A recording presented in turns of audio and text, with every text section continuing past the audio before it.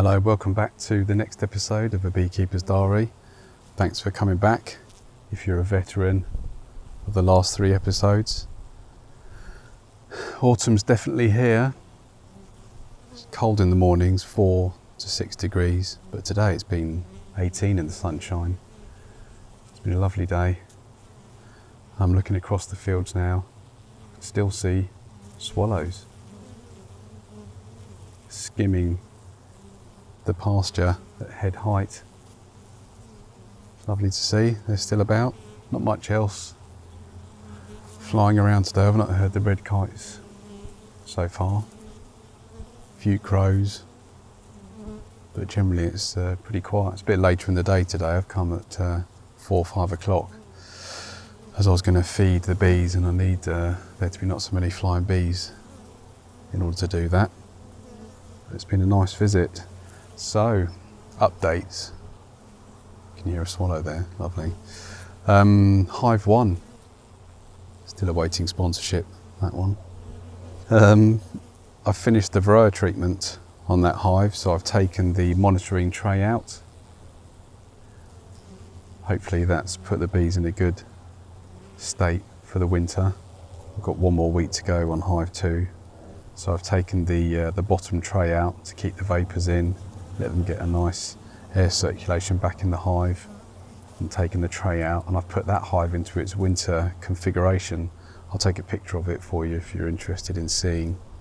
So I put one of the boxes that I use for collecting honey during the day at the bottom, and then put the brood on top. That means that the bees can start configuring that space how they would like before it gets too cold for them to make any great changes.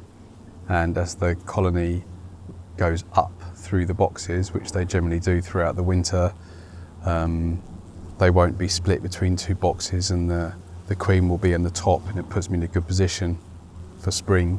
So I've got them in that configuration, and now I can start feeding them. So I've put a feeding tray on top, and I've given them 5 kilos of feed today, which is a mixture of granulated sugar and water in a certain thick solution we use at this time of year that's easier for the bees to store, less water to evaporate, less chance of them getting dysentery type diseases over the winter. So yeah, I'm going to start feeding that hive now until they've had enough over the next few weeks. So they're looking, they're in good shape. I've taken a video of that as well. So I'll put that on a reel on Instagram if you want to see it. BR1GSY Briggsy on Instagram, BR1GSY, if you want to see what that looks like. Hive 2, I haven't really done anything with them. I just lifted the lid. I've taken a nice audio recording of a peaceful beehive before it's been fiddled about with, and I'm going to put that out as a separate podcast, a bee audio bath, so you can immerse yourself with your noise cancelling headphones in the sounds of a beehive. I'm going to put that out as a separate podcast, which I think might be nice. No sign of the hornet this week. I was a little bit worried, as I know one of my society's colonies have been decimated by a hornet, apparently. I've not seen it myself, but that's what's been reported. So I was a little bit worried that my laissez-faire attitude to the hornet last week was going to bite me in the backside. But the bees are fine, no hornet today. I did bring down a butterfly net in a jam jar. I was going to try and swipe it and relocate it, which would have probably been funny to see. But it's not here, so you don't get to laugh at that, unfortunately. Yeah, so they're good to go. This morning, or earlier this afternoon, I've been to my society, and there was a group of people interested in learning to keep bees, so that was fun. Chatting bees with the beginners. They got to see a hive and go through it and see what it's like standing in a cloud of bees. See what the actual reality of it is like, as opposed to the, what you see on YouTube. See what it actually feels like to have inquisitive bees investigating you trying to find holes in your bee suit, but hopefully they enjoyed it. They're a nice bunch of people, so hopefully they'll come to beginner courses over the winter, ready to dive into the hobby in the spring. So that was good.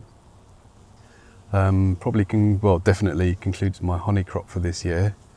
I think when I finish jarring it all up, I think I'll have about 300 odd pounds of honey from my 2 hives, so I've had a good season.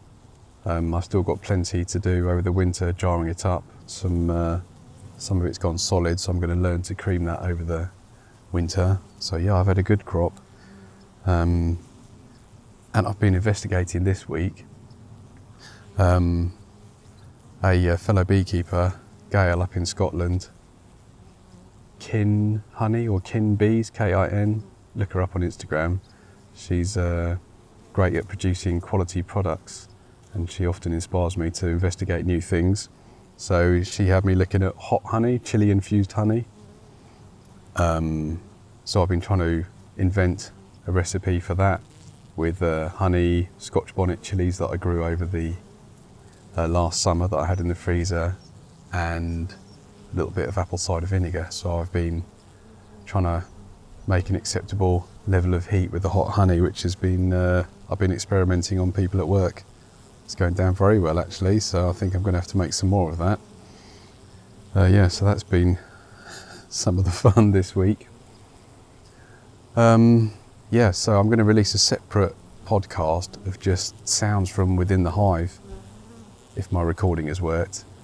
So you can do a bit of a bee sound bath. Might be a nice mindful practice. It's quite a mindful hobby, beekeeping, in that when you're investigating the hive, all your senses are engaged. The sounds of the bee's temperament and what they're up to, the smell, and obviously you have to investigate with your eyes to try and read the frames to guess what the bees are up to and what you think they might be about to do, so you can head them off at the pass or interpret what they're trying to tell you. So yeah, it's a all engaging mindful activity, so hopefully you'll have listened to that and it's enjoyable. So thanks for listening, and I'll see you next week.